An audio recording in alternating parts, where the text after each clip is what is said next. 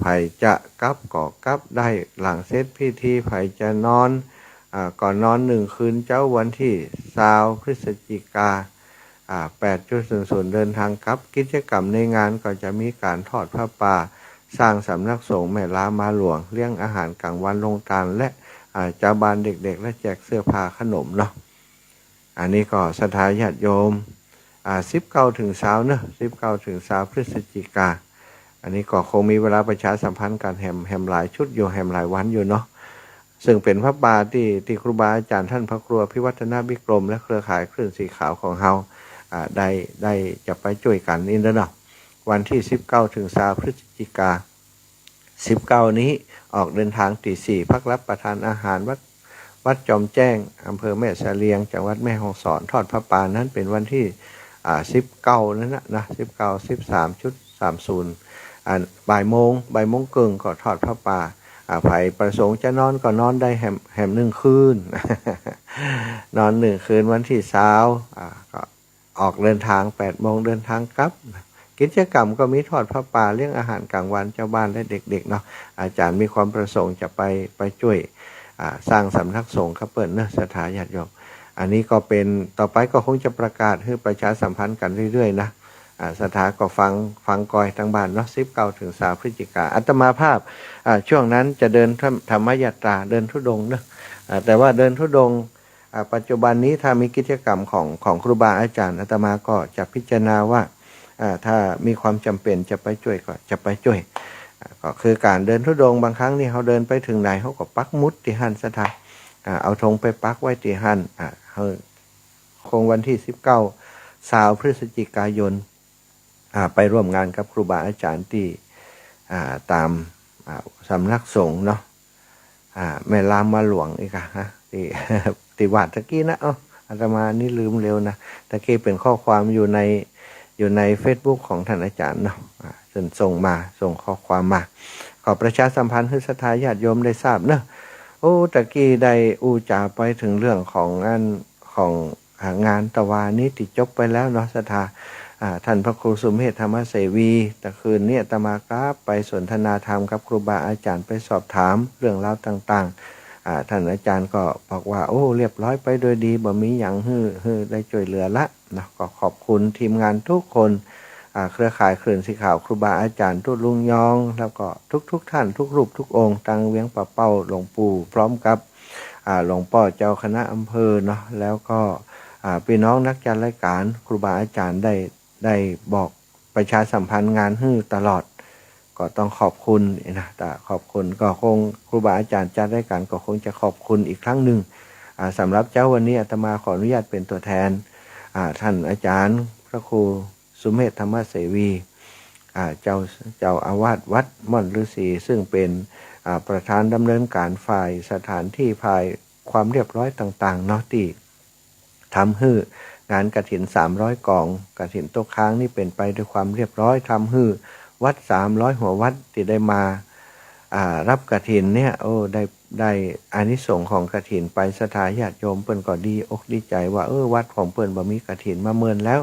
แม้ว่าปัจจัยที่ได้ไปจะบรรนักบรรณาเปิ้นก็จะไปต่อยอดสมทบกันแหมเนาะก็คงจะได้สร้างนั้นแปลงนี้ในเป็นถาวรวัตถุในพระพุทธศาสนาต่อไปซึ่งต้องขอบคุณตังคารวะญาติโยมทายกทายิกาที่นำปัจจัยมาสมทบเป็นเรียกว่าบริวารกฐินในครั้งนี้แต่ละคนเนี่ยบางพ่อง5 ปันเนี่ยนะกล่องละ5 ปันก็300 กล่องเป็นตะไดสถาบางพ่องก็กล่องละ10,000บางพ่องก็กล่องละ100ละอย่างก็ว่ากันไปนะรวมกันแล้วแต่ละกล่องนั้นประมาณว่าปัจจัยที่เปิ้นถวายไปเป็นเงินต้นของกฐินในครั้งนี้เป็นบริวารกฐินในครั้งนี้30,000 กว่าบาทเนาะศรัทธาญาติโยมมาใส่บาตรร่วมด้วยช่วยกันแหมก็ได้เป็นหมื่นเหมือนกันนะแต่ละหัววัดนี่ได้ปัจจัยไปที่ไหนบาทเท่านั้นบรรยากาศของงานตะวานี้คนเป็นหมื่นพระสงฆ์เป็นปันคนศรัทธาหงตาลเนี่ยเป็น100 กว่าโรงตาลที่มาร่วมงานในวันถวายกฐินตกค้างของวัดม่อนฤาษีปีนี้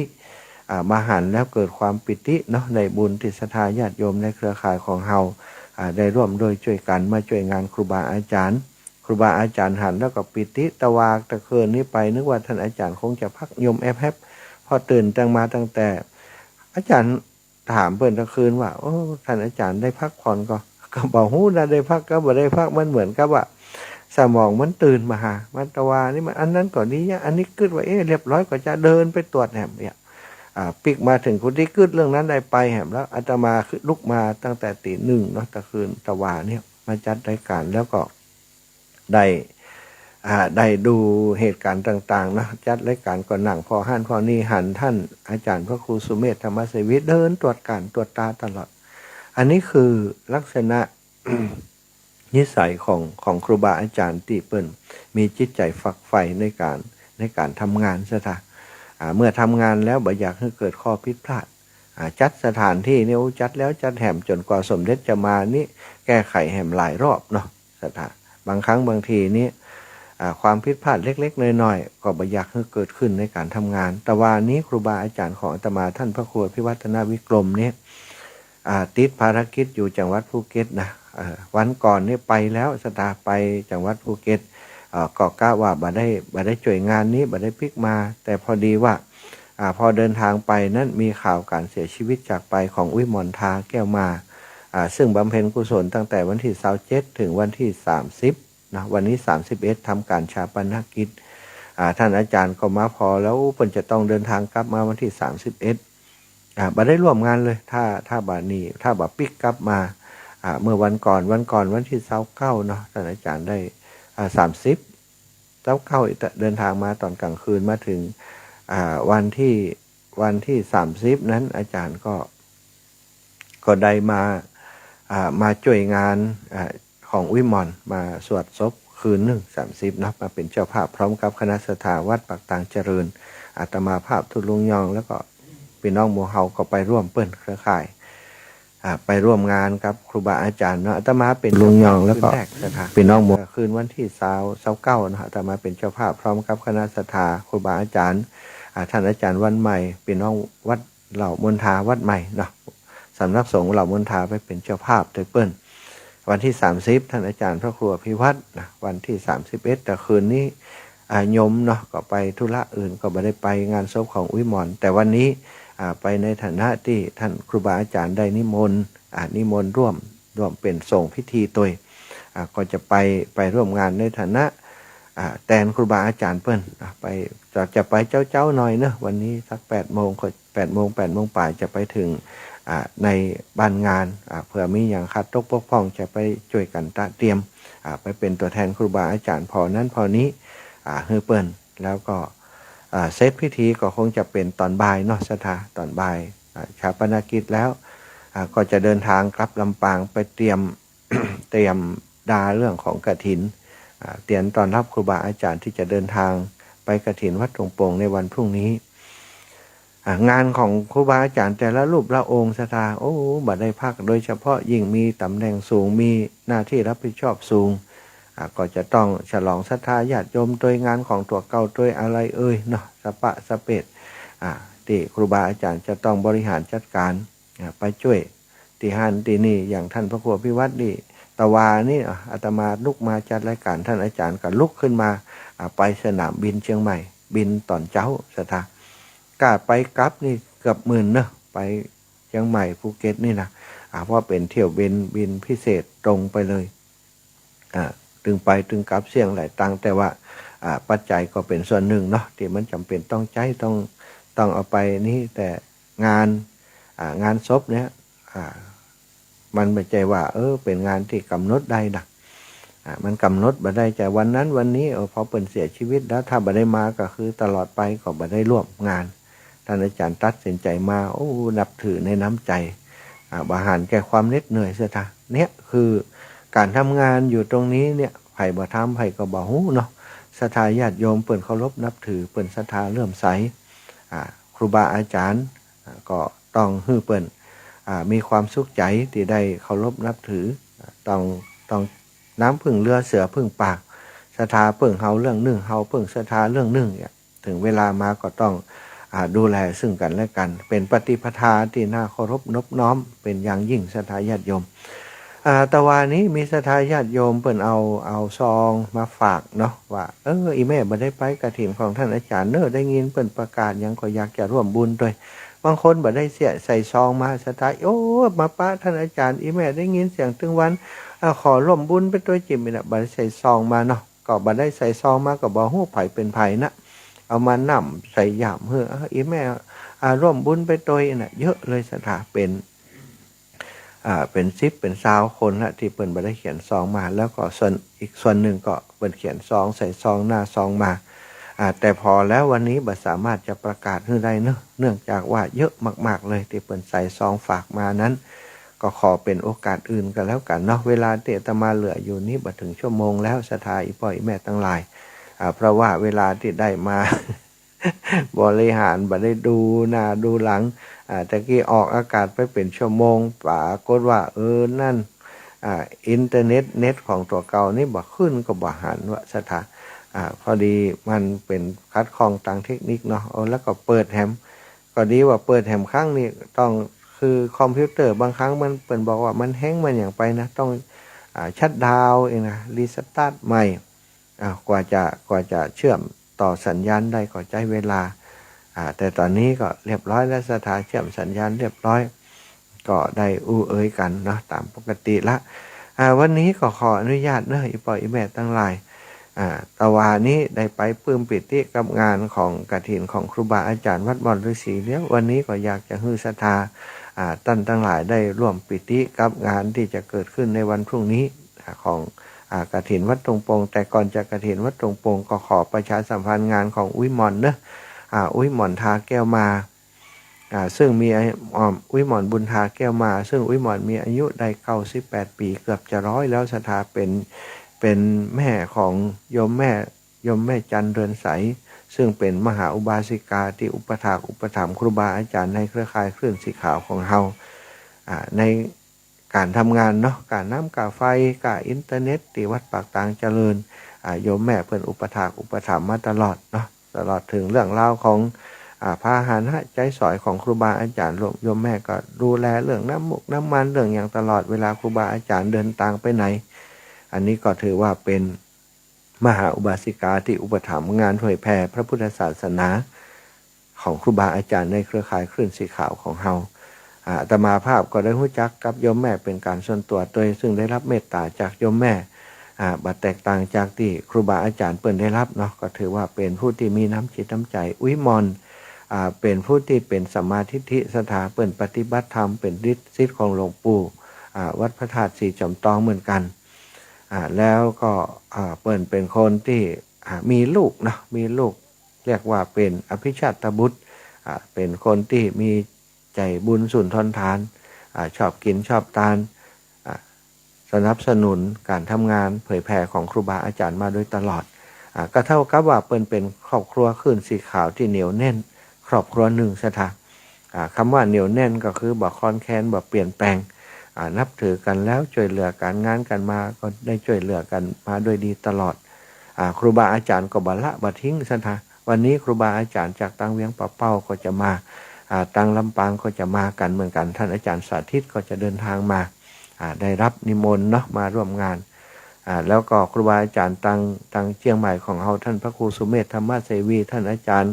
พระครูกัลยาณประโมทหลวงป่อวัดดองเฮียงเนาะท่านพระครูครูบาอาจารย์ท่านอาจารย์วรรณชัยตัวเนาะหลายรูปหลายองค์เนื้อศรัทธาที่ท่านพระครูพิวัฒนวิกรมได้เมตตาเนาะได้นิมนต์ได้แจ้งข่าวมาก็จะไปร่วมงานด้วยกันอาตมาภาพก็จะเป็นอีกรูปหนึ่งที่ได้รับนิมนต์จากครูบาอาจารย์ถึงบัดนิมนต์ก็ถึงไปอยู่แล้วศรัทธาเพราะว่ามันอย่างน้อยก็เป็นตัวแทนของครูบาอาจารย์ซึ่งบ่ได้อยู่ในพื้นที่เนาะไปช่วยดูแลเปิ้นเท่าที่เราจะทำได้งานของอุ้ยหมอนวันนี้เนอะชาปนกิจเวลาประมาณบ่ายโมงแต่ตอนเช้านี่ก็จะเป็นงานพิธีทั่วไปตานสังตานเครื่องอะไรอย่างเครื่องแล้วก็ฟังเทศเนาะวันนี้เนอะส่วนงานของอาตมาภาพซึ่งได้รับเมตตาจากครูบาอาจารย์ในเครือข่ายคลื่นสีขาวแล้วก็เมตตาจากบารมีจากหลวงปู่พระราชธรรมาลังการเจ้าวาดวัดปุญญวาสวิหารพระอารามหลวงที่ปรึกษาเจ้าคณะภาค6แล้วหลวงปู่พระราช จินดานายกที่ปรึกษาเจ้าคณะจังหวัดลำปางเปิ้นพำนักอยู่วัดพระเจดีย์เสาหลังเป็นหลวงปู่ขอนตมาแล้วก็เป็นพระสงฆ์ที่เป็นเน้นเป็นสามเณรที่วัดตรงโป่งนะวัดที่อาตมาได้บวชเนี่ยศรัทธาหลวงปู่ก็เป็นตนเมตตาเนาะเมตตาอาตมาก็ได้กราบเมตตาหลวงปู่มาเป็นอุปทานอุปถัมภ์ศรัทธาได้มีชื่อเปิ้นในดีกาอุปถัมภ์ก็ดีใจแล้วเอาบารบารมีเปิ้นมาหุ้มเก่าปกเก่าเกษาของเฮาคณะทำงานอีกท่านหนึ่งก็คือท่านพระครูอภิวัฒนวิกรมเป็นประธานอุปถัมภ์ท่านผอ.พระครูศิริธรรมบัณฑิตผอ.วิทยาลัยสงฆ์นครลำปางผู้ช่วยศาสตราจารย์เนาะเปิ้นก็ได้เมตตาเป็นประธานอุปถัมภ์เหมือนกันแล้วหลวงพ่อพระครูสุจิตานุรักษ์เจ้าคณะอำเภอฝางหลวงพ่อพระครูวินิจวรการเจ้าคณะอำเภอเจ้าห่มหลวงพ่อพระครูวิจารณ์พัฒรกิจเจ้าคณะอำเภอสุปราบหลวงพ่อพระอาจารย์มหานุปดลสุวรรณเมธีเจ้าคณะอำเภอวังเหนือแล้วก็ครูบาอาจารย์ในเครือข่ายคลื่นสีขาวและก็เครือข่ายวิทยุเพื่อการศึกษาวิทยาลัยสงฆ์นครลำปางที่จัดรายการด้วยกันเปิ้นก็จะปาทีมงานไปเนาะ อันนี้ก็ได้อุจากันแล้วก็จังฟ้อนทางลำปางด้วยนะ ทางลำปางก็มีจังฟ้อนจากในเวียงเนาะที่มีงานใหญ่งานโตเปิ้นก็จะฟ้อนกันในเวียงก็เพราะช่วงตอนเจ้ามีเวลาอาตมาก็เลยคิดว่าก็เป็นการอนุรักษ์วัฒนธรรมประเพณีมีงานมีกินมีทานพี่น้องชาวบ้านเปิ้นได้หันเปิ้นฟ้อนเปิ้นลำเนี่ยอนุรักษ์สืบสานวัฒนธรรมประเพณีลูกหลานก็จะได้หันตัวมีซอเนาะมีซอของคณะละอ่อนเวียงละกรแล้วก็ซอของคณะเสน่ห์กาหลงไปแสดงในงานฮันตุยสถาซึ่งคงจะมีการแสดงเป็นชุดนะหลังจากตานกฐินตอดกฐินก็จะคงจะเป็นเรื่องของซออาจจะให้ลูกหลานได้ซอยาวสักชั่วโมง2 ชั่วโมงเพื่อคนเฒ่าคนแก่เพิ่นจะได้ฟังด้วยกันนักๆอีนะแต่ช่วงของตอนเช้าก็คงจะเป็นการแสดงฟ้อนในอย่างต่างๆที่มีคนได้เตรียมตัวไปเนาะอันนี้คืองานในวันที่1เนอะนัดหมายกันเนาะครูบาอาจารย์นัดหมายว่าพี่น้องทางเชียงใหม่ ที่จะเดินทางไปกับครูบาอาจารย์นั้นเปิดนัดหมายกันว่าออกจากเชียงใหม่ไปสักตอนเช้านะตอนเช้าตี 4 ตี 5อย่างเนี้ยปะกะว่าไปพบปะกินข้าวกินข้าวเจ้ากันที่กาดทุ่งเกวียนอย่างที่เขาเคยนัดกันเนาะกาดทุ่งเกวียนจากกาดทุ่งเกวียนแล้วก็จะเดินทางเข้าเมืองปานเลยกะว่าไปถึงงานปุ้นประมาณสักเวลา 9 โมง 10 โมงเนาะอันนี้ก็คือเวลาที่ครูบาอาจารย์เปิดนัดหมายศรัทธาญาติโยมที่ได้เตรียมตัวกันเรียบร้อยได้มีรถมีลาเรียบร้อยก่อนนัดหมายกันเนาะพี่น้องทางลำปางเนาะรถของแม่เย็นตีโทกหัวจ้างเนาะแม่เย็นก็บอกว่าจะออกไปขวายน้อยนะแต่ว่าถ้าการอื่นที่บัดติดอย่างก็ไปกันเจ้าจะได้ไปหันการแสดงที่อาตมาได้กล่าวถึงเนี่ยไปหันการแสดงได้มีเวลาได้พักผ่อนซึ่งที่แรกว่าถ้าจะตานตอนเจ้านี่มันจะเร็วเกินไปมันจะอิดกับครูบาอาจารย์นี่เนาะก็เลยว่าช่วงเจ้าขอครูบาอาจารย์ที่เป็นอยู่ไก่เนี่ยไปตันเนี่ยนะขอกล้าว่าจะทอดประมาณหลังจากที่ครูบาอาจารย์ฉันเพลเรียบร้อยแล้วได้เวลาพักผ่อนสักกัมศรัทธาญาติโยมพร้อมแล้วกินข้าวกินปลาพร้อมแล้วสถานการณ์ทุกอย่างเข้าสู่โหมดปกติเนาะกินข้าวน้ำมูข้าวตอนกันอิ่มแล้วดับปิ้งผ่องละ ถ้าหิวข้าวอย่างนี้มันอู้กันสล้นศรัทธามันจัดเวลาพิธีช่วงเจ้าทำให้มันบีบด้วยว่าโอ้พระเจ้าจะฉันแฮมร้อยมันจ้ามันอย่างไปก็จะบัดสะดวกกันก็เลยว่าครูบาอาจารย์ฉันเรียบร้อยศรัทธาพร้อมแล้วเรียบร้อยแล้วก็จะเป็นพิธี ทอดถวายเลยอาจจะตอนเที่ยงสักปลายนี่ก็อาจจะไม่ต้องถึง 13 นาฬิกาก็ได้ทั้งนี้ทั้งนั้นเพื่อความสะดวกของศรัทธาญาติโยมที่เปิ้นเดินทางไกลเนาะเดินทางไกลก็จะต้องกลับอย่างเชียงใหม่เนี่ยก็ 2-3 ชั่วโมงก็จะกลับถึงนี่นะไม่อยากให้กลับค่ำกลับมืดจะได้ปลอดภัยบางครั้งก็เสร็จพิธีแล้วสดไปแอวอุทยานกำบ่อก็จะได้ไปแอวอุทยานแห่งชาติแจ้ซ้อนเนาะอันนี้คือสิ่งที่อาตมาคิดว่าเวลาคงจะต้องขยับไปตามความเหมาะสมถ้าเรียบร้อยเร็วพร้อมเร็วก็จะทำทอดก่อน ก่อน 13 นาฬิกาเนาะอันนี้ก็แจ้งให้ทราบส่วนศรัทธาญาติโยมที่เดินทางจากตังลำปางก็ดีเชียงใหม่ก็ดีตังเวียงปับเป้าเนาะก็คำนวณเวลากันเอาคนเดียวเนาะ มาเมืองปานก็หลายคนก็เปิ่นมีคนขับรถส่วนมากคนขับรถเปิ่นฮู้ว่าระยะเวลาแต่อีจะเดินทางกี่ชั่วโมงทราบข่าวว่าพี่น้องตังลำปางเนี่ยโอ้ไปหลายกันเนอะดีใจบางพ่องนี่มั่มมึกขนาดบอกให้ท่านอาจารย์สมชาติฮู้ค่อยไปปะกันในงานเอาก็ขอบคุณเนอะที่ตั้งใจจะไปเซอร์ไพรส์กันนะขอบคุณหลายๆพี่น้องตังตะวานี่โอ้หันพี่น้องลำปางเนี่ยมาดีใจได้ว่าเนอะแม่รัตดาพี่น้องวันประตูต้นพึ่งนี่นะมากันเป็นคณะเป็นกลุ่มมาตั้งแต่ตอนเจ้าอีแม่ว่าออกบ้านเฮามาตั้งแต่ตี 4มาถึงที่วัดฮันก็ประมาณเวลา8 โมง 9 โมงเนาะได้อู้ครับอีแม่ไว้จัดดีนะให้ฮับปะกันฮับปะอีแม่แล้วจะปาไปแอววัดวัดเหล่ามนทาจะปาไปแอววัดหม่อนไว้แก้ววัดหม่อนฤาษีว่ะโยมแม่ละดาว่าโอ้ท่านนั้นมันจะได้ไปว่าเพราะท่านอยู่ในงานนี่แม่ว่าถ้าบ่ได้ไปนะตะวานี่แต่ศรัทธาญาติโยมได้หันกันเหตุกรรมได้ถ่ายรูปด้วยกันเห็นน้อยอันกันบ่ได้ยะอย่างว่าซากอย่างเอาไว้วันหลังเนอะโยมแม่เนอะวันหลังก็จะได้ปลาเอวเนาะถ้ามาในช่วงที่วันแบบมีงานอย่างอีกก็คงจะมีเวลาปลาเอวปลาอันนี้อย่างกันเนาะขอบคุณทั้งพี่น้องเวียงปะเป้านะนำโดยแม่จิรพันธ์โมป้อแล้วก็แม่เทียมจันทร์คนเที่ยงแม่สีดาคนงามแล้วก็หลายท่านด้วยกันเวียงปะเป้ามาเป็นหลายการรถนะคะสถา4-5การรถเหมือนกันเนาะเปิดมากันตะวานี่นะทั้งที่มีงานที่เวียงปะเป้าแล้วก็วันที่1โยมแม่จิรพันธ์พร้อมกับคณะเปิดว่าโอ้ยแม่มีงานที่อันเวียงปะเป้าเหมือนกันอาจารย์บ่ได้ไปร่วมงานแต่เนื่อครั้งนี้เนาะเปิ้นไปร่วมงานหลายครั้งเลยนะสถาครั้งมีพระป่าที่สุนทรมุนีก็ไปที่อันธรรมยัตตาก็ไปรู้เหมือนจะ3 ครั้ง 4 ครั้งเนาะไปสวดมนต์ข้ามปีโยมแม่ก็ไปกันนี่นะอันนี้เปิ้นก็บอกว่าโอ้อันนี้แม่บ่ไปได้ไปแต่เน้อก็บ่เป็นหยังเนาะโยมแม่เนาะแต่โยมแม่ตั้งวังเหนือถ้าจะได้ไปอยู่โยมแม่บัวรวยเนาะก็รออีแม่อยู่เน้อโยมแม่บัวรวยคุณโยมปราณีวัฒนาสวัสดิ์ประธานชมรมคนพิการอำเภอวังเหนือพี่น้องที่เปิ้นมีรถส่วนตัวไปบอกไก่เปิ้นก็จะไปกันปอกำนันสีทานนี่ถ้าบ่ได้ไปละอีป่อโอ้บ่สบายอยู่โรงพยาบาลล้านนามีแผลเนาะเป็นเบาหวานแล้วก็มีแผลก็ทำให้แกรักษายากตอนนี้อยู่ที่โรงพยาบาลล้านนาอาตมาก็บ่ได้ไปเยี่ยมตั้มเดียวศรัทธาอันนี้ก็คือญาติโยมที่ฮู้จักมักคุ้นกันศรัทธา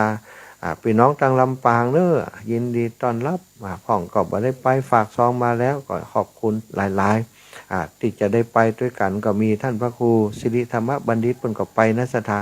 ท่านอาจารย์ปันแก้วกราบนิมนต์ท่านอาจารย์เซเว่นเนาะท่านอาจารย์เซเว่นครูบาอาจารย์ทุกรูปทุกองค์ในเครือข่ายที่จัดรายการด้วยกันกราบนิมนต์ไปแอวด้วยกันเนาะกฐินสามัคคีครั้งนี้ในนามเครือข่ายนักจัดรายการวิทยุจังหวัดลำปางมจร.วิทยาลัยสงฆ์นครลำปางตุยแล้วก็เครือข่ายคลื่นสีขาวตุยฉะนั้นก็คงจะเป็นพี่น้องหมู่เฮานี่แหละที่จะได้ไปร่วมด้วยช่วยกันร่วมงานบุญด้วยกันเสร็จจากงานกฐินของอาตมาแล้วเนอะศรัทธาก็จะมีกฐินที่อาตมาอุปถัมภ์เนาะครูบาอาจารย์อีกท่านหนึ่งที่วัดบันกิวท่านอาจารย์เสน่ห์กาหลงเป็นผู้ที่มีจิตอาสาช่วยเหลือสังคมหลายด้านด้วยกันเป็นผู้อนุรักษ์ข่าวพื้นเมืองเป็นครูบาอาจารย์ที่สามารถแต่งทำพื้นเมืองได้ตัวเทศ2 ธรรมาสนะเทศ2 ธรรมาสเทศพระเวสสันดรชาดกก็ดีเทศมหาจารย์ประยุกต์ก็ดีเป็นน้ำนองของตั้งเหนือของเฮาสนุกสนานม่วนนั้นเปิ้นมีภูมิปัญญาหลายด้านโดยเฉพาะเรื่องจ้อยเรื่องซอนี่สอนละอ่อนมีคณะมีวงของตัวเก่าอันนี้ก็จะเอาไปแสดงในวันที่1ตัวศรัทธาก็วัดบันเกียววันที่3อาตมาก็จะไปดูแลครูบาอาจารย์เปิ้นวัดน้อยๆศรัทธามีที่แค่3 งานแล้วก็บัดเดียวนี้เปิ้นก็จะไปเปิ้นได้สร้างศาลาแล้วแต่บ่แล้วเสร็จตั้งเดียวเนาะบ่มีปัจจัยก็จะไปพอว่ามีหยังจะช่วยครูบาอาจารย์ได้พ้องก็ก่อยเนี่ยก่อยสร้างก่อยช่วยกันไปส่วน งานต่อจากกฐินวัดบ้านกิวแล้วก็จะปีกมาที่ปากตางเจริญแหมเนาะเสร็จจากกฐินบ้านกิวแล้วอาตมาก็จะเดินทางกลับเชียงใหม่มาแหมมาที่วัดเหล่ามนทามาช่วยงานครูบาอาจารย์ที่วัดปากตางเจริญกฐินเพิ่นมีวันที่5สถาครูบาอาจารย์จะบ่ยะอย่างนักนะปีนี้เปิ้นกฐินเปิ้นก็คืองานของเปิ้นนี่บ่ค่อยได้ประกาศด้วยซ้ำไปงานของอาตมาเป็นนักท่านอาจารย์โอ้เมตตาขนาดสถาอย่างงานของเปิ้นบ่ได้ขอร้องเลยนะบ่คือแบบว่าบ่ต้องอู้เนอะงานกฐินนั้นวัดนั้นปากตางเจริญนี่นะแต่ว่าก็อดบ่ได้เนาะขออู้เถอะสถางานของครูบาอาจารย์ก็ฝากกับอีปออีแม่ทั้งหลายถ้ามีโอกาสมีเวลาเนาะก็มากันเนาะที่วัดปากตางเจริญวันที่5พฤศจิกาเสร็จจากวัดปากตางเจริญวันที่5แล้วก็ของครูบาอาจารย์ท่านอาจารย์วรรณชัยวันที่6มันช่วงนี้ก็มีกฐินกันเนาะก็ต้องไปช่วยอู้เรื่องกฐินกันก่อนเนาะเวลาตั้งนานนั่นตีมันบัดใจหน้าการหน้างานอย่างอีกก็เอานะธรรมะบรรณาการมาฝากมาแบ่งปันมาอู้มาจากกันแต่วันนี้1ชั่วโมงนี้ขอเมตตาครูบาอาจารย์อู้เรื่องนี้เพื่อจะให้ศรัทธาญาติโยมทั้งหลายได้รับฟังรับรู้แล้วก็ถ้ามีโอกาสก็จะได้มาร่วมบุญด้วยกันวัดปากตางเจริญวันที่5เนอะอีปออีแม่ทั้งหลายวัดพุทธศรีคีรีวันที่6ท่านอาจารย์วรรณชัยอาตมาไปถึง2งานนะเสร็จจากงานของท่านพระอาจารย์พระครูพิวัตรเก็บของเรียบร้อยก็จะเดินทางขึ้นไปขุนแปะเลยวัดพุทธศรีคีรีไปช่วยงานครูบาอาจารย์ท่านอาจารย์วรรณชัยแล้ววันที่6เช่นเดียวกันที่เมืองฝางของหลวงปู่พระครูสุจิตานุรักษ์คุณโยมกนกพิษชัยนาเนาะพร้อมกับญาติธรรมของเปิ่นหลายกลุ่มหลายคณะสถาโฮซุกซึ่งว่าจะมี9กล่องนะ9กล่องกล่องกฐินนะไม่ใช่วัน9กล่องนะหนึ่งในคณะก็มีคุณโยมกนกพิษชัยนาเปิ่นเป็นเจ้าภาพร่วมกับพี่น้องบันหวยงูเปิ่นจะไปทอดถวายที่วัดพระบาทอุดมน้ำบ่อสวรรค์วันที่6เหมือนกันตั้งใจว่าที่แรกจะไปเมืองฝางโอ้พอรายการแล้วอาจารย์วรรณชัยก็ตรงกันพอดีตรงกันกับหลวงพ่อที่เมืองฝางก็เลยหลวงพ่อเมืองฝางอาตมาไปกราบเปิ้น2-3 ครั้งแล้วสถาไปช่วยงานเปิ้นครั้งหนึ่งแล้วก็เดินธุดงค์ผ่านไปก็ไปกราบเปิ้นอีกครั้งหนึ่งวันก่อนก็ไปเยี่ยมอาพาธเปิ้นที่หลวงพ่อล้มแล้วก็กระดูกแตกเนาะ3-4 ครั้งแล้วแต่ท่านอาจารย์วรรณชัยเนี่ยเปิ้นไปช่วยงานอาตมาตลอดแต่บ่เคยไปหาเปิ้นเลยนะก็ตัดสินใจเด็ดขาดแล้วว่า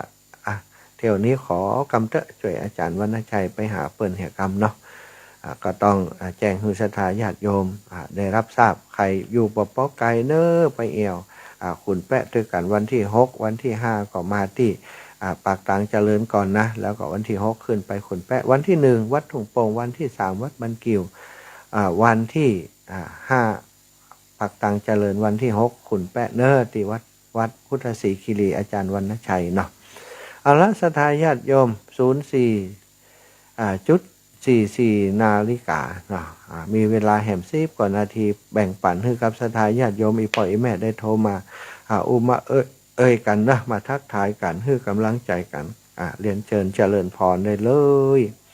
0808844173 0808844173อ้าวตามสะดวกกันได้เลย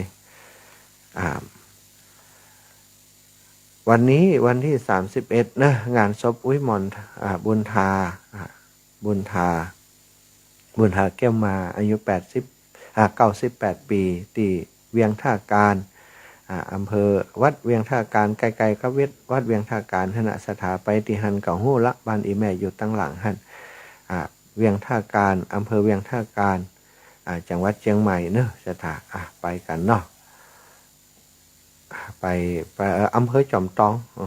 อำเภอจอมตองศรัทธาญาติโยมไผอยู่ปปไกลเนาะก็ไปแสดงความไว้อาลัยต่อการเสียชีวิตจากไปของอุ้ยหมอนไปร่วมการทำงานเจริญปอนโยมแม่พวงพกานมัสการเจ้าท่านอาจารย์เจ้าแม่ฟังท่านอยู่เนอเจ้าแม่ ความจริงได้เวลาตั้งแต่ตี 3ก็ไม่เปิดตีนะครับท่านอาจารย์ถ้าอาจารย์บัดตักมาก็งมมาจัดไปอย่างนั้นกับเสียงบ่ออกพุ่นน่ะท่านสาธุสุขภาพไปพงเนอท่านอาจารย์สาธุขอบคุณแม่เนอช่วงนี้แต่อันน่ะแม่งานวันนักเนาะงานวันนัก ห่วงท่านก็ไม่ได้พักได้ผ่อนกันแล้วเนาะขอบคุณอีแม่นักๆเน้อกำลังใจ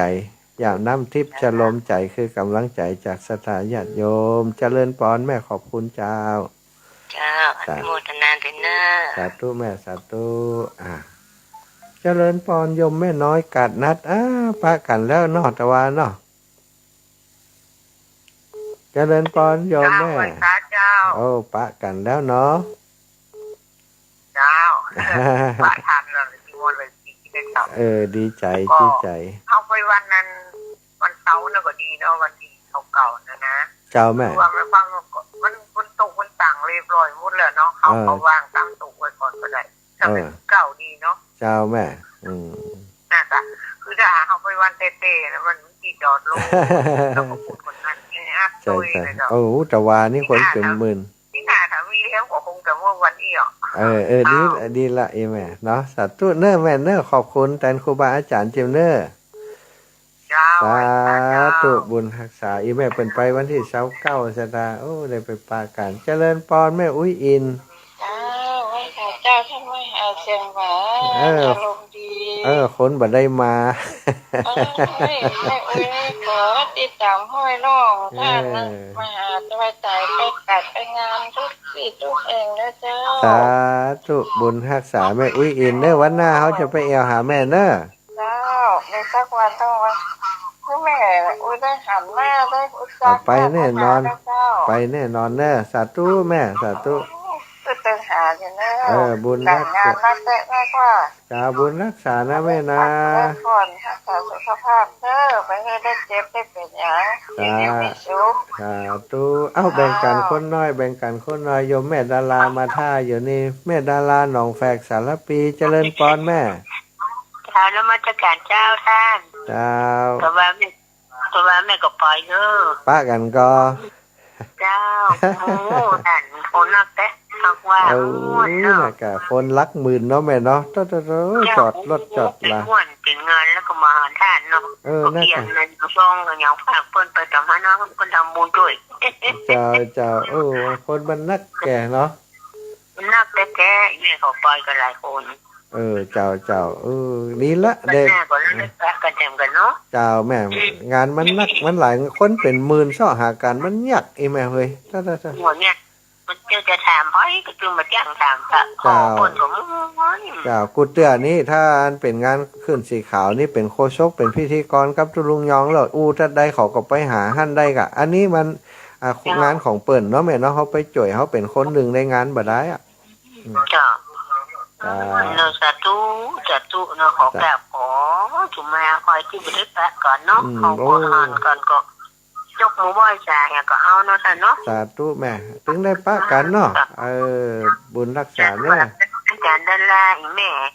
โอ้เปิ้นเอารถตู้ไปติ๊กมาเมื่อกี้เขาจอดบ้านบอกครับสาธุบุญรักษาเนอะแม่เนอะขออนุญาตแม่แบ่งคนอื่นหน่อยเนอะจ้า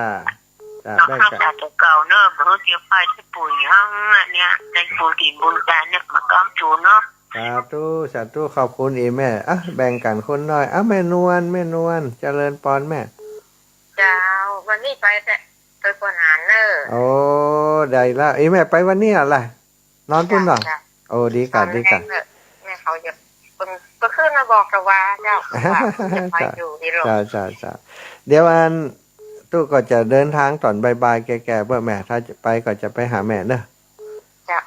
แม่จะเอากาแฟไปฝากนะโอ้ดีกะสาธุแม่จ้ะทูจะป้าแม่ไปนอนก็อย่าป่ะสาธุเด้อบุญรักษาแม่บุญมีอยู่ได้ไปอยู่นั่นถึงไหวแม่เป็นคนมีบุญล่ะสาธุเช้าเมื่อแม่นวลเทพเสด็จเน้อเปิ่นจะไปตัวไปตัวกันไปงานกฐินวัดตรงปงเจริญปอนโยมแม่ดวงดีแต่ว่าแม่บอกว่าแม่ก็ฟังวันเขาฝากตาลูกไป90 บาทโอ้ได้หอมเปิ่นแล้วล90 กล่องแล้วลูก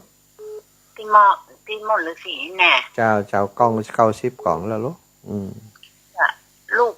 ลูกไปขึ้นเอาลูกไปโตจ้ะตัว จ้าป้ากันป้าหัวแต่ว่าเขาคนมันนักผมหัวไฟเป็นไฟไหม เป็นอ่ะ เออ แล้วเป็นแล้ว จ้า ทางวิทยุน่ะ หน้ากากวิทยุถ่ายทอดเนาะถึงภาพถึงเสียงตะวันนะ จ้า จ้าขอบคุณแม่เนอร์ครับสายอื่นก่อนแบ่งกันคนน้อยสาธุอ่าสาธุปันกันคนเล็กคนน้อยไปนะคนนั้นก็ใครเจริญปอนแม่สุแก้ว เจ้าดีใจที่ว่าแม่ยังป้าท่านได้เจ้าเลยคุณนะ หน้ากากบุญนักดีใจเหมือนกันได้หันนี่แม่ เจ้าจะลุงยองแม่ก็หันแล้ว หันแล้วเนาะแต่ว่านั่งด้วยกันสองคนพี่น้องหันอากาศฟาดเข้าศรัทธาเพิ่นมาหาทุลุงปึ๊ดๆมาถวายกันเตดนึงเพิ่นน่ะ เจ้า จัดตุเนอะขอบคุณอีแม่เนาะโอกาสหน้าจะได้ปากันแหมเนาะแม่เนาะ เจ้าโอกาสหน้าปากันไปเนาะเจ้า สาธุโยมแม่เจริญปอนพี่น้องเมืองน่านปนานอนันต์พี่น้องเวียงสา สาธุไว้สาท่านมหาว่าแต่สุดยอดแล้วเนาะคนขนาดนักอีปอบเป็นหมื่นต่อรถติดกัน อยู่ตรงไหนไว้แล้วนะ ก็ดีกะครูบาอาจารย์เพิ่นนั้นเอาถ่ายทอดสดไปเนาะบ่เนาะได้ยินเสียงในงานนี่นะ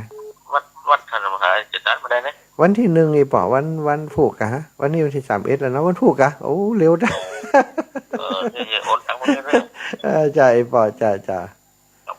สาธุบุญรักษาป่อนะครับ สาธุ ปอนัน ผูกอย่าอดไปให้200เถอะ สาธุป่อได้เลยปอนันอันนั้นหอม200เนาะป่อเนาะสาธุอนุโมทนาป่อเนอถวายความเคารพหลวงพ่อมณิษฐาวโรสำนักสงฆ์หอมบุญ ครับขอถวายความเคารพกราบนมัสการท่านอาจารย์เหมือนกัน อาจารย์กฐินวันผูกเหมือนกันกะ ของผมเป็นวันที่6ของอาจารย์มันถูกวันที่1อ่ะ อ๋อ ผมจะไปปุ่นหลังเดือนนี้เพ่งเลยเหมารถไว้ละไปตานที่หลังก็ได้ตอนก่อนจะไปอยากโทรหาท่านอาจารย์ก่อนว่าว่างวันใดนะอาจารย์ อยู่วัดวันใดครับ ผมบอกว่างแล้วเพราะว่าอันที่9นี่ผมเดินธุดงค์แล้ว เอาไว้ปะกันเนาะไว้ปะกันผมเดินธุดงค์แล้วผมจะแวะมาหาเนอะประมาณเดือนนั้นมกราผมจะเดินธุดงค์ไปหาทั้งพุ่นกันแล้วกันเนาะ เป็นไรครับแต่ว่าไม่สายถ้าจะสายของอาจารย์เข้ามาหาตุลุงว่าอย่างเจ้าเวียงปะเป้าบนห้องต้องนี่เลยอ่ะเดี๋ยวมารบกวนอาจารย์505นั่นมันก็หาทางฝ่ายมันอ่ะ2505ล่ะไม่น่าตอนเย็นแต่ผมกำลังทำสวดมนต์ยาวไว้หน่อยแล้วก็พอดีกดผมก็แต่ผ่านมาที่15นาทีอ่ะผมเลยโทรคลิกไปเบอร์505นี่นะ5052505นะคะล่ะนั่นแหละแม่ก็ครับแม่น่ะเสียงสายของอาจารย์ก็แม่นถ้า505นี่ของผมก็2505นะแต่บัดแน่ใจเหมือนกันกะก็เป็นหนังถ้าอย่างไรผมจะลองทวนสายนี่ว่าแต่ว่าเสียงมันรบกวนนักเกินไปอาจารย์ครับเวลาเสียงรบกวนนะครับต้องขอการนมัสการท่านเจ้าเนอจะเดินทางเดินทุดงออกมาเนาะสาธุครับนิมนต์มาทั้งเพศเลยอาจารย์ไปแน่นอนเนอะถวายความเคารพครับใช่ครับอาจารย์ครับหลวงปู่มณิษฐาวโรเจริญปอนโยมแม่น้อมสุภาวงศ์อีแม่จ้าสาธุเด้อสาธุแม่เจ้าตะวาฝักซองไปเนาะเจ้าแม่เจ้าไม่ได้ปล่อยกับเปลี่ยนโอ้ตะวาม่วนว่าเนาะคนหลายแม่ม่วนกับคนหลายนะคนหลายนี่มันคึกคักเนาะแม่เนาะมันตื่นเต้นนะกับภาพเป็นไปนี่มันดึงดอกิ้งก้องแต่เสียงกับม่วนแหละต่างลงบานะคะตาม่วนกันแต่เนาะเปิ่นได้บุญโดยเนาะแม่เนาะกฐิน300กล่องอ่ะเจ้าเอาละขอบคุณอีแม่ตันครูบาอาจารย์จิมเนอร์ที่มีความสุขด้วยกันสาธุเจ้าสาธุแม่ยายพรมาแล้วยายพรลุดไป3สายแล้วกายเจ้าท่านหาวันนี้เก่งโลปิดวิทยุเรียบร้อยสาธุแล้วตั้งผู้ชายเถอะขับบ่มานะการหน้าที่หล่นมาหาบ้านตัวบะเจไก่ลูกว่า ว่าถ้าว่าครูว่าโรงแรมนี่ก็ไปละโอ้เจ้าโอเปินมากันหลายอีแม่ผู้พระสงฆ์นักว่าพอหมอจักไผเป็นไผบ่น่ะช่วยนับหน่อยนะเนาะขอบคุณแม่ยายพรเด้อขอบคุณแม่ยายพรเนอะอย่าฮับสายอื่นก็นัดตักกันกับพอละสาธุปันกันคนน้อยเป็นน้องตังอันเวียงปะเป่าไม่โยมแม่ชีกันธนีเจริญปอนแม่ไว้สาเจ้าค่ะอาจารย์เจ้า ช่วงนี้อิดเหมือนกันแหละเจ้าแต่ว่าได้ไปหอมกับเจ้าไปหอดไปไหนเจ้าไปจานกระถิ่นเหมือนกันเลยเจ้าไปไหนแต่ว่าไปศูนย์ปฏิบัติธรรมเจ้าโอ้หลวงปู่กัตวาจ้ะหลวงปู่ดอยนี่หลวงปู่ดอยแต่ว่าเจ้าโอ้เจ้าตอนนั้นไปเจอกันห้องดาอยู่เจ้าแต่ว่าไปหอดเจ้าโอ้สาธุปฏิบัติธรรมเจ้าสาธุเนื้อแม่เนื้อขอบคุณแม่นะจะให้เจ้าสายสุดท้ายแต่ว่าก็จะไปหอมอยู่เจ้าสาธุแม่ด้วยความวัดนั่นแหละเจ้าสาธุ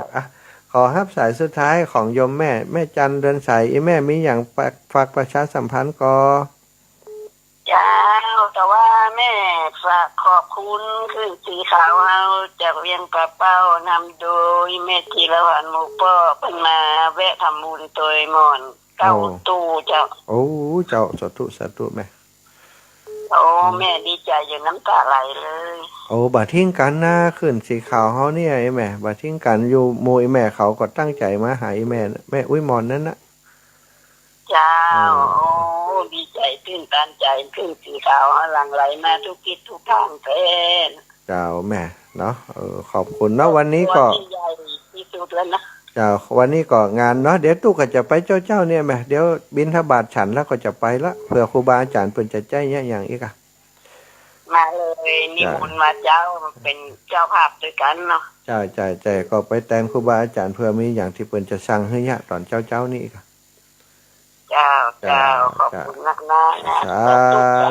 สาธุขอบคุณอีแม่เนอะเดี๋ยวไปหากันเนาะเอาละศรัทธาญาติโยมวันนี้ก็ขอนำรายการจากศรัทธาญาติโยมไปโดยเวลาเพียงเท่านี้ก่อนเนอะจัตตารโอธรรมาวัฏันติอายุวันโนสุขังพระลัง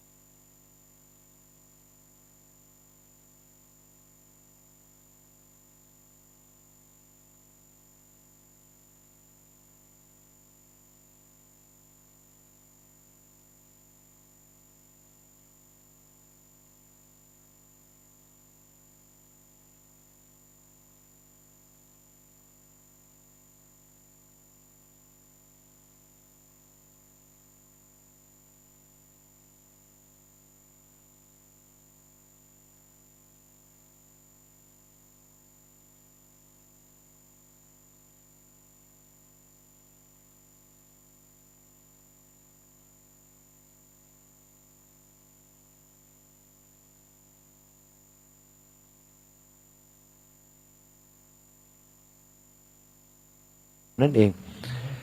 ข้อที่6นึกถึงวิปัสสนาวิปัสสนาจะต้องนึกถึงตลอดอย่างที่หลวงปู่ได้บอกไว้ก็คืออนิจจังทุกขังอนัตตานี่เป็นอารมณ์ของวิปัสสนาเป็นอารมณ์ที่เขาจะต้องนำมาขึ้นมาสู่จิตสู่ใจของเขาตลอดเวลาทุกสถานการณ์ถ้าเขาปฏิบัติอย่างอีนั้น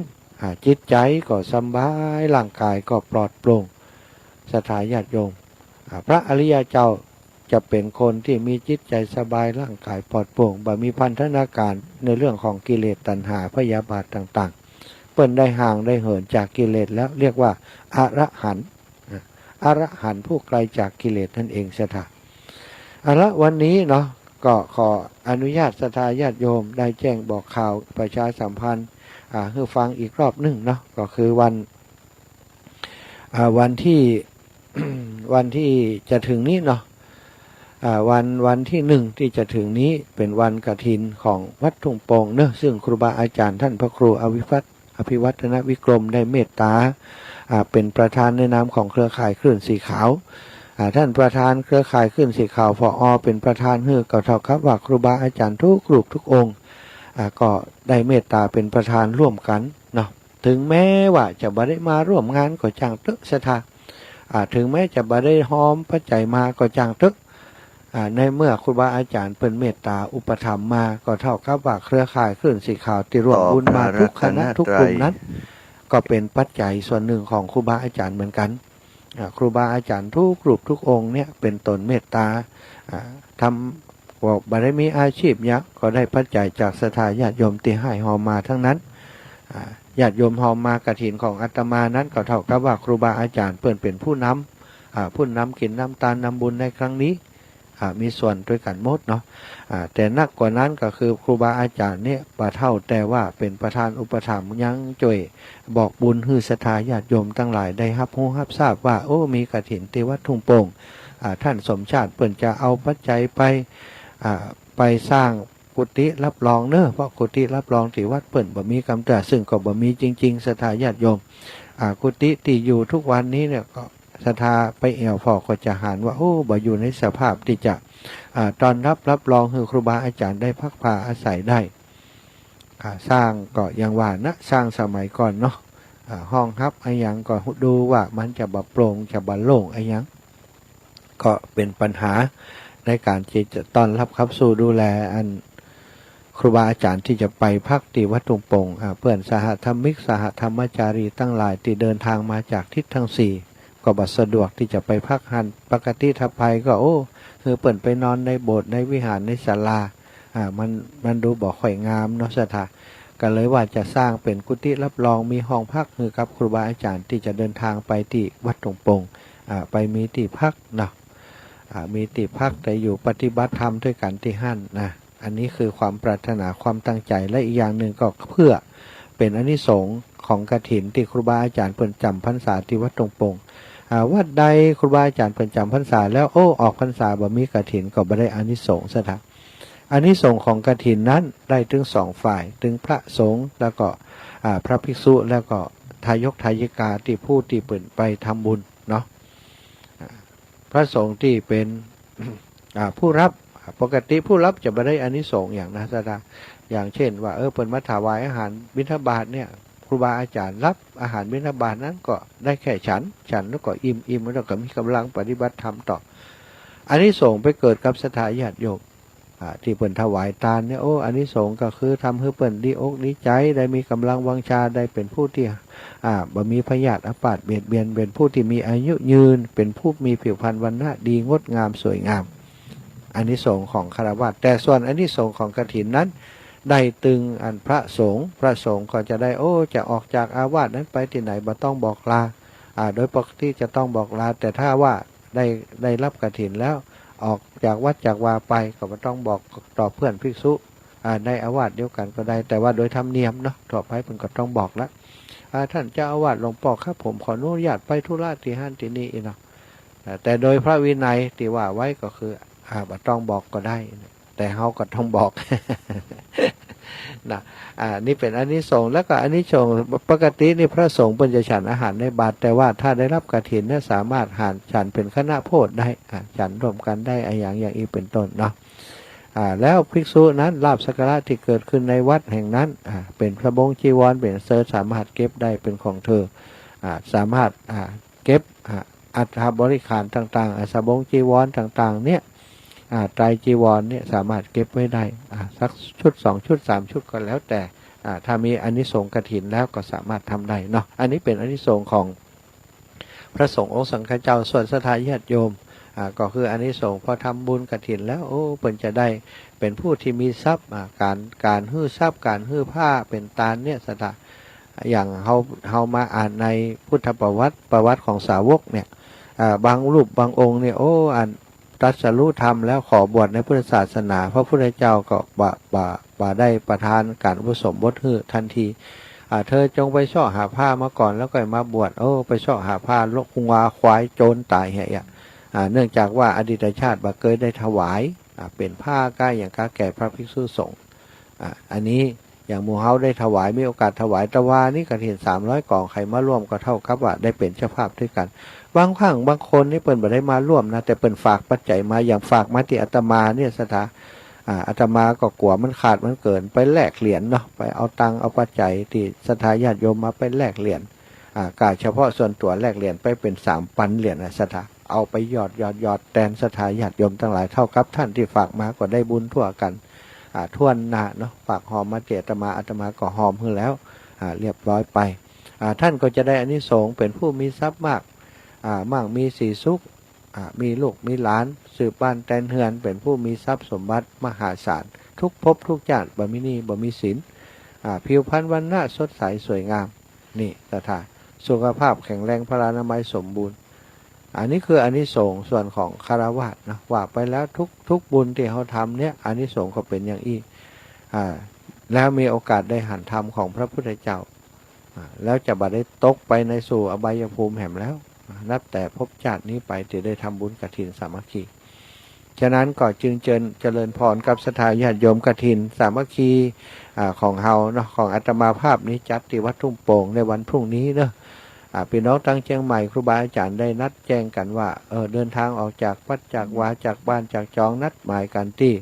ตลาดทุ่งเกวียนประมาณ7 โมงครึ่งฉันภัตตาหารฉันเช้าเรียบร้อยแล้ว8 โมงปลายก็จะเดินทางออกจากตลาดทุ่งเกวียนไปถึงวัดทุ่งโป่งอำเภอเมืองปานจังหวัดลำปางประมาณเวลา9 นาฬิกาไปขวายสักน้อยเนี่ย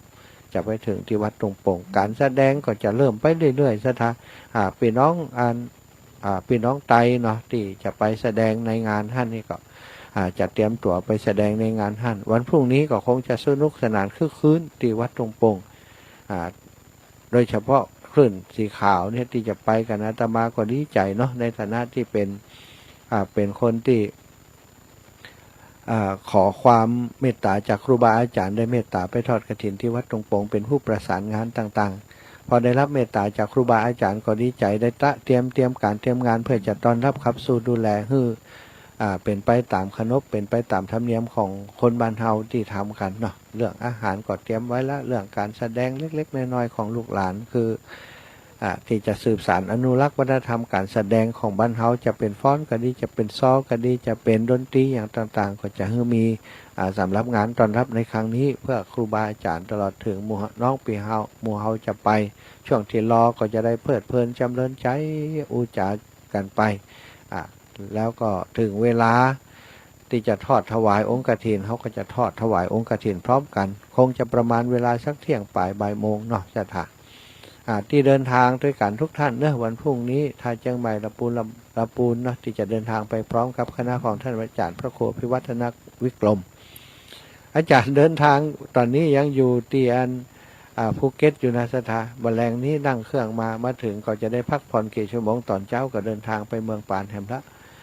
น้ำจิตน้ำใจที่มีอาตมาบอกว่าจะกล่าวคำใดถึงจะทดแทนบุญคุณของครูบาอาจารย์ได้เนาะครูบาอาจารย์จะไปร่วมงานพี่น้องเฮาหลายคนหลายตั้นพี่น้องตังแจงโฮมเนอะปงดอนแจงโฮมพี่น้องตังบันไฮบันเมตตาครูบาอาจารย์ไปทุกรูปทุกองค์ก็ไปพบปะกันที่ปุ่นเนาะพี่น้องตัง วังเหนือตะกี้โยมแม่บัวรวยโทรมาบอกว่าอีแม่จะไปขวายน้อยเนอะสัก8 โมงถึงพุ่นสัก9 โมงปักตนสตางค์ที่ไหนลูกอีน่ะก็ไปปักตนสตางค์ที่เมืองปานเลยอีแม่ถ้าปักในรถมันจะเกิดบ่ได้ปักตนสตางค์บ่ใจเมินเนาะเอาเน็บไว้ไปถึงพุ่นก็ปัก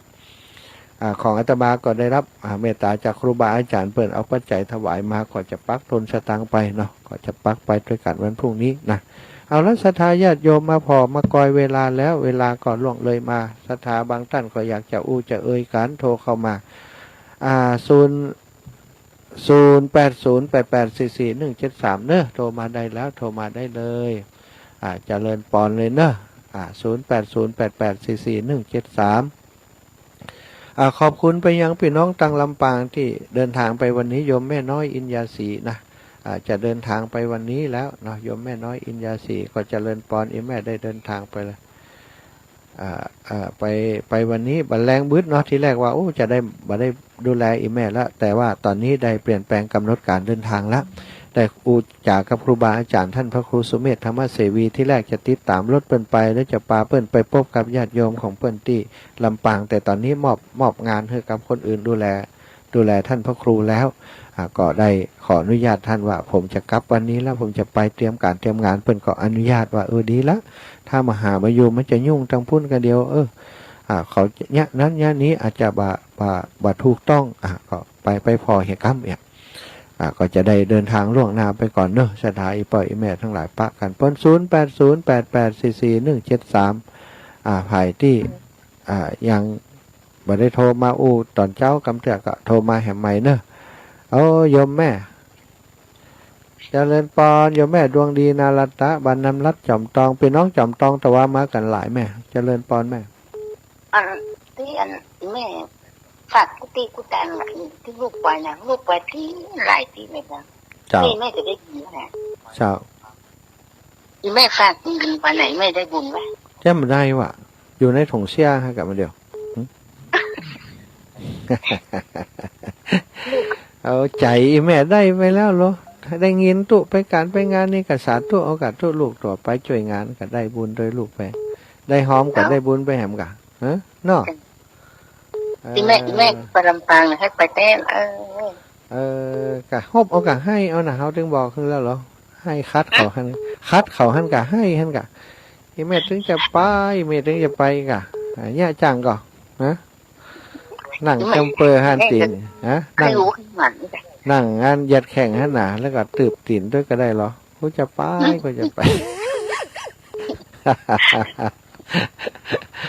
สาธุไอ้แม่จะห้ามสายอื่นก่อนสาธุเจริญปอนโยมแม่คำนวณดินดำถ้าบัดได้จัดรายการช่วงนี้บัดได้ก็อีแม่เนาะเขากับตอนเจ้านั่นเป็นปอยให้เป็นโทเนาะเจ้าแม่วันนี้ทันนั่งอยู่ปุ่นอยู่นี่วันนี้อันเสร็จงานศพเราจะเหียบกลับแล้วแม่ประมาณบ่ายโมงกลับไปถึงปุ่นกับค่ำพวกกันฮะแม่ไปเตรียมการทำงานรอครูบาอาจารย์ทั้งปุ่นเอาเจ้าต่างเพลหมอบภาระให้คนปลาท่านพระครูไปหาญาติโยมเป็นตีลำปางเรียบร้อยละสบายใจละเจ้าผูกกับป้ากันปุ่นเนาะเจ้าอีแม่ป้ากันปุ่นเนอะบอกพี่น้องเฮาพบปะครูบาอาจารย์ไผ่มีฟักมีไม้ใช้เคียที่อยากจะมาฝากครูบาอาจารย์เปิ่นมาเลี้ยงดูลูกเน้นก็ฝากเอามาฝากกันได้นะแม่เนอะเจ้าอันลาตัวลุงได้เปิ่นมาก็หลวงปู่นี่เขาไม่แน่ใจว่านี่มีกฐินของเปิ่นที่เขาจะโทรหาเปิ่นจนคอยขวายนี่หลวงปู่จะได้ม้ามเจ้าเพิ่นก็จะจัดรายการตัดโหเนาะน่ากะวันนี้เปิ่นจะรายการกะอันนี้วันจันทร์เนาะกี่โมงถ้าเปิ่นจัดคืนมั้งกะ2 ทุ่มนะกะแรงเจ้าถ้าเพิ่นเอาก็จะถามเปิ่นท้องเลยกะอันหลวงปู่ได้ข่าวว่าหลวงปู่เป็นประธานอุปถัมภ์ด้วยนะต้องมานะอีเด้อเจ้านึกจะลองโทรหาเพิ่นจัดรายการท่านก็จะโทรไปถามแม่คำนวณบ่ยอมเลยนะบอกเจ้าสาธุเจ้าสาธุนะจ๊ะแม่โยมแม่คำนวณอยู่บ้านดินดำเมืองปานเพิ่นเจริญพรโยมแม่ฟองจานอีแม่เจริญพรเจ้ากะไว้สาเจ้าตะแวก็เจอกันอยู่เนาะดีใจขนาดนะจำได้ก็ว่าแม่ไปตาขนาดจำได้กะคนงามๆเลยกะคนงามๆเลยกะ นึกว่าจำไม่ได้ โอ้คนอื่นนี่คนอื่นจำมาได้แต่จำอีแม่ได้คนเดียวกับปอกอ่ะ แอนแน่ยอดแน่ยอดเนาะ หยอด ยอดจ้าไปตอนเช้าได้จ้าแล้วก็ไปได้ห่วงพิธีนะพี่มาบ้านมาฟังมาห่วงพิธีบ้านดิ จากคนมันนักอีแม่พอตื่นหูแล้วว่าคนถึงนักเนาะ ใช่ ก็เลยออกเช้านะไป6 โมงป่ายอ่ะเจ้านะครับ เสร็จแล้วก็ออกมาเลยแค่บ้าน7 โมงป่ายนี่ โอ้สาธุนะขอบคุณนี่แม่นะครูบาอาจารย์ เจ้าลำปางมาได้ไปนะเจ้า มาเป็นยังส่งเสียงไปเอาเด้อ เจ้า สาธุ ไก่นี่จะมาไปแล้วเจ้าแต่ก่อนก็ไปมานะแบบเดียวก็บ่ค่อยไหวพ่องแล้วเนาะ โอ้เจ้า ก็ยุดเผาไปพ่องแล้วเจ้า สาธุ เจ้าสาธุเจ้า โอ้แม่สายทองแต่ว่ากับป้ากันเนาะเจริญพรแม่สายทอง แต่ไม่จากเจ้าว่ามาหา แต่ว่าได้ข่าวจะนักหนา นี่กะว่าขายเอาไปโตยเนาะ หน้ากากก็ใส่ซองเลยเนี่ย ได้เจอแล้วดีใจแล้วเจ้า สาธุขอบคุณอี วัน แม่ นี้ก็ขอฝากน้อยๆเด้อ ได้ไก่ ค แม่ นภาษามัคคีนั้นมีค่ามหาศาลตลอดการเกิดประเสริฐผลพลังงานสร้างโรคให้โสพลพลังคนช่วยเร่งรัดพัฒนา1+1+1ก็ถึงล้านนักสมัครสมานดวงใจไว้เถิดหนามันสมองกับ2 มือคือศรัทธาย่อมฝันฝ่าอุปสรรคถึงหลักชัยนะเจ้าดีใจเลยว่าคนนั้นจะว่าเจ้า สาธุ อนุโมทนาตัวเน้อเจ้าสาธุเจ้า บุญรักษา เจ้า เน้อแม่เน้อบุญรักษาเจ้าแม่อุ้ยอินแม่สาบเสมิงอุ้ยอิน โอ้ยแต่เจ้า อุ้ยอินจะ อารมณ์ดีไม่อุ้ยจ้ะโอ้ถ้าเจ้าร่วมทำบุญ200เนอะ โอ้ดีกะขอบคุณอุ้ยเน้อ ถ้าได้ก็จะโทรไปบอกนะเจ้า เจ้าได้เลยอุ้ยได้เลยขอบคุณหลาย บัญชีที่ไม่อุ้ยขอหมดแล้วถ้าจะมีอยู่นะเนาะ ถ้ามีอุ้ยเคยโทรมาเนาะสาธุเน้อสาธุบุญรัก กำลั ษาง ใจนะเจ้า สาธุโอ้ญาติโยมขออนุญาตเน้อเจเอาอันรายการมาฮื้อนี่ท่านพระอาจารย์วรรณชัยชยานันโทฝากมา วัดพระพุทธศรีคีรีตำบลบ้านแปะอำเภอจอมทองจังหวัดเชียงใหม่ร่วมบุญกฐินวัดทุ่งโป่งมา600 บาทเนอะท่านพระครูสถิตสารคุณวัดหนองผาขาวตำบลน้ำดิบอำเภอปะซางจังหวัดลำพูนร่วมบุญกฐินวัดทุ่งโป่งมาแห่ม500 บาทโอ้เมตตาครูบาอาจารย์เนาะเจริญปอนโยมแม่ลาเวียงป่าเป้าอีแม่มาได้ไปนะเจ้าโอ้บัดได้หันจังฟ้อนคนงามแล้วกะอันป้าสีดาผมได้ไปแต่ว่าป้าอีแม่ละอูกันละบ่เป็นหยังป้ากันมันอยู่หมู่เฮาน่ะรวมทำบุญไปแล้วเนาะเจ้าอีแม่ธรรมดาเนาะเฮาอ่ะมีความจำเป็นก็ทำหน้าที่ของไผของมันไปเนาะที่ทำต่อวันนั้นเลยเนาะแล้วก็จะขึ้นเลิกไปดนตรีอ่ะล่ะสาธุขอบคุณแม่เน้อไม่สาเจ้าเดี๋ยวป้ากันเดี๋ยวป้ากันนี่แม่เดี๋ยวป้ากันเรื่อยๆละหมู่เฮาเนี่ยแม่น้อยอุตุดีโอ้โยมแม่เจริญปอนฟังอยู่เนาะเจ้าพระอาจารย์แม่คำได้ไปเนอะแม่ขอโมทนาสาธุที่นิ้วแม่ขอจิตใจแม่ไปหาเนอะลูกเนอะพระอาจารย์เนอะสาธุได้เลยเนาะได้บุญด้วยกันอนุโมทนาบุญสาธุแม่น้อยอุตุดีบันแม่น้อยอุตุดีบันให้นาน้อยเนื้อโยมแม่แก้วกันทะวงโอ้พี่น้องของเปาเจริญพรแม่ไม่จ๋าเจ้าแม่อย่าว่าสตังค์แล้วนะจอมจองน่ะจอมสองวันนี้โอ้เป็นถุงงั้นเป็นถุงเซี่ยวๆในเต็มนั้นเขาว่าเอาวันนี้บอกประกาศสักคนเลยอีกอะถ้าประกาศนี่ชั่วโมงกับแล้วไอ้แม่เขาก็เอาตึงเปิ่นตึงตัวเนี่ยแต่ว่าเปิ่นเข้าใจละเปิ่นถวายแต่ว่าก็ปั่นป้อนไปก็มีบ่ได้ปั่นป้อนกันแต่ที่ห้องอาจารย์มันโยงนะฝากบ้านที่หมู่หัวหน้าที่รวมตั้งใต้ฮะเนี่ยกรรมการนั่นอาจารย์มันโยงใหญ่ฝากมาฮอนฝากที่หมู่กรรมการตั้งใต้เนี่ยท่านแจ็คก็ย่อมถุงเขาใหญ่ตัวคืออันท่านตะวันเนี่ยเจ้าแต่ว่าก็ได้รับของท่านอาจารย์มาหลายอยู่เหมือนกันฝากไว้ก็นี่ก็ฝากไว้อาจารย์วันใหม่ไว้ให้อาจารย์แฮมได้ปล่อยเด้อมาก่อย ก็เป็นอย่างเนอะแม่เนอะขอบคุณแม่นะ จ้า เอาละศรัทธาญาติโยมเนอะเวลาไกลจะหมดเวลาจะฮับแหมหนึ่งสายเนอะก็ขอบคุณครับศรัทธาอีป่อยอีแม่ตั้งหลายตีฟังรายการเนาะตั้งแต่เจ้ามาแล้วก็ถึงฮอดบัดเดี๋ยวนี้ก็ได้ได้จากกันไปในหลายเรื่องหลายราวโดยเฉพาะเรื่องงานกฐินที่ใกล้ๆนี่คือวัดทุ่งโป่งวันพรุ่งนี้เจริญพรศรัทธาญาติโยมมาร่วมงานกับครูบาอาจารย์ท่านพระครูอภิวัฒนวิกรมเป็นประธานอุปถัมภ์ร่วมกับหลวงปู่พระราชธรรมาลังการพระราชจินดานายกและครูบาอาจารย์อีกหลายรูปหลายองค์พร้อมกับคณะศรัทธาพี่น้องเครื่องสีขาวศรัทธาญาติโยมทุกท่านทุกคนเนอะมาร่วมบุญด้วยกันแล้วก็วันที่5อาตมาขออนุญาตครูบาอาจารย์เนาะประชาสัมพันธ์งานกฐินของวัดปากตังเจริญศรัทธาอีป่อยอีแม่ทั้งหลายอยู่บ่ปอไกลพอจะมาหากันได้ก็มาให้กำลังใจครูบาอาจารย์มาร่วมงานด้วยกันเนาะแล้ววันที่6เนอะของท่านครูพระครูท่านพระครูสุจิตานุรักษ์เจ้าคณะอำเภอฝางวัดพระบาทอุดมน้ำบ่อสาวาก็จะมีกฐินตรงกันกับของท่านอาจารย์วรรณชัยพุทธศรีคีรีก็วันที่6เหมือนกันเจริญพรกับศรัทธาญาติโยมอีป่อยอีแม่ทั้งหลายสะดวกตรงไหนไปร่วมบุญกันตรงนั้นเนอะก็สำหรับวันนี้ก็ขอขอบคุณทุกท่านที่ติดตามรายการแล้วก็จะขออนุญาตนำรายการจากศรัทธาญาติโยมไปโดยเวลาเพียงเท่านี้ขอความสุขสวัสดีจงบังเกิดมีแก่ท่านทั้งหลายจัตตารโอธรรมาวัฏันติพระครูสังวรศีลังกิรักญาติโยมรู้จักเจ้าสำนักแห่งวัดสายมูลตำบลแม่กาสันป่าตองถิ่นเนื้อนาบุญญาติธรรม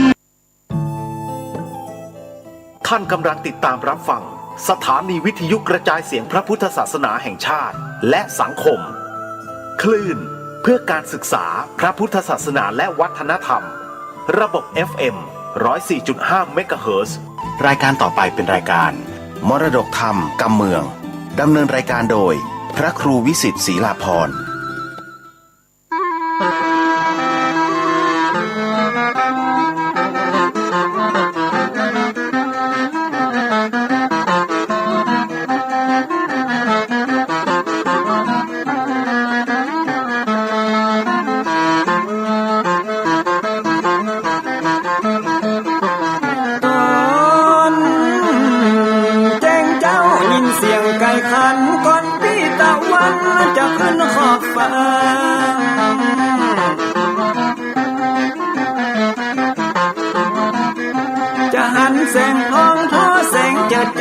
จัดการล้างหน้าอาบน้ำแต่งตัววันเริ่มต้นใหม่อย่าได้วันกัวอย่าได้ขุ่นมัวกังบนโศกอน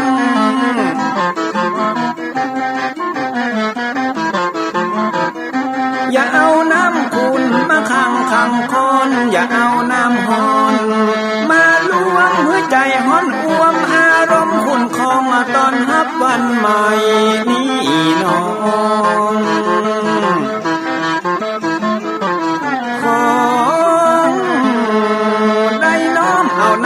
คำสอนของพระชินวรประเสริฐเลิศล้ำ